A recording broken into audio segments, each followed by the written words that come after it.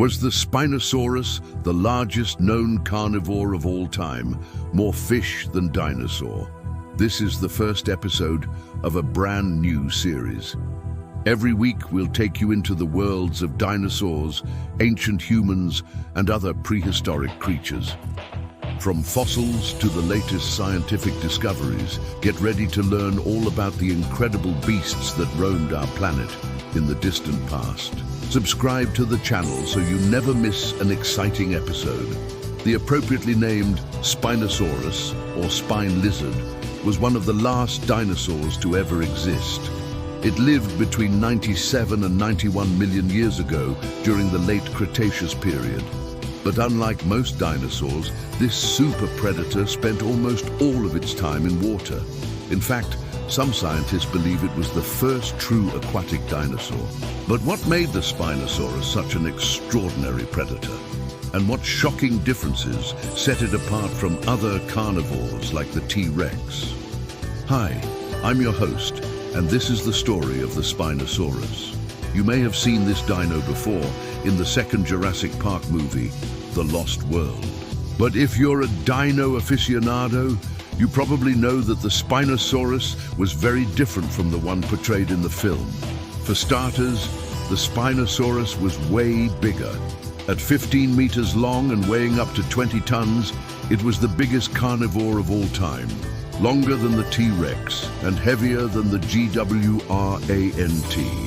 That's why paleontologists are so baffled by its fishy features. Its size alone suggests it was a land predator, but its skull, teeth, and even bones tell a different story. Take its skull, for example. Unlike most dinosaurs, which had skulls that were more elongated from side to side, the Spinosaurus had a tall, narrow skull that was perfectly adapted for catching fish. It also had a huge array of teeth, not just for catching fish, but for crushing them too. The outer teeth were sharp for grabbing prey, while the inner teeth were smooth and in the shape of a comb for crushing hard fish bones. But perhaps the strangest thing about the Spinosaurus is that it didn't just have paddles for hands, it had webbed feet. According to Smithsonian Magazine, the bones in the Spinosaurus's feet were connected by tough ligaments and tendons, much like a frog or a crocodile, which would have allowed it to swim with the grace of a penguin. However, it wouldn't have been able to walk very well. In fact, some scientists think that the only reason the Spinosaurus could walk at all is because it was built more like a crocodile than a dinosaur. Crocodiles can walk on land, but they're really more at home in the water. And it seems that the Spinosaurus was too, which is why it spent so much time looking for fish. We learned all of this from a fossil that was discovered in Morocco back in 2014. This fossil was a bit different from other Spinosaurus fossils because it came from a much younger animal, a juvenile. By studying baby dinos, scientists can learn what the adults looked like before they died. But the weird thing is, this particular fossil was found on land, not in a river or the ocean. So why would a fish dinosaur be hanging out on dry land?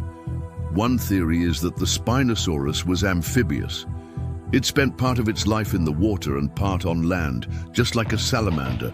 But we don't know for sure, because there's still so much of the Spinosaurus we haven't found. Specimen by specimen, scientists are putting together the last pieces of this ancient puzzle.